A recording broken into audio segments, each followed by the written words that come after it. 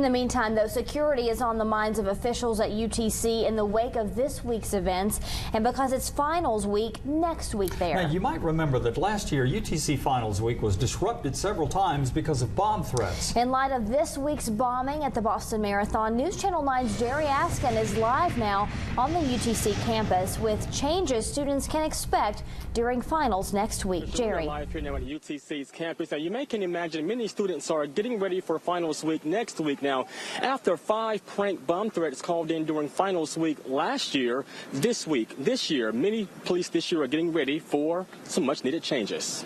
You don't expect it to happen, but it just shows that it can happen anywhere.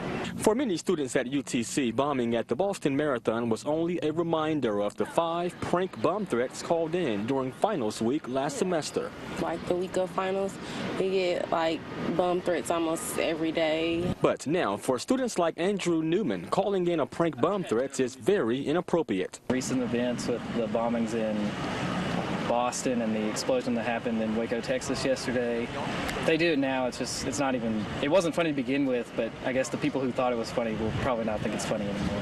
Campus police will be stepping up their security next week during finals. University spokesperson Chuck Cantrell explains. I think the main difference is something we did earlier in the semester, offering the $10,000 reward for the arrest and conviction of someone who calls in false bomb threats. And while they're not revealing which buildings have cameras, he says all students should assume they're on video at all times.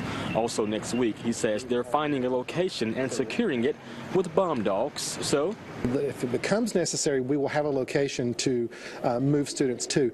This will not get someone out of an exam. We're not looking to reschedule them on different days. Something many students say they can appreciate. Personally, I've been ready to get my finals over with, and the bomb threats just take up so much time, and you have to reschedule everything. Now, after Boston's tragedy earlier this week and UTC having their finals week next week, the counseling center here is offering free counseling services for all students.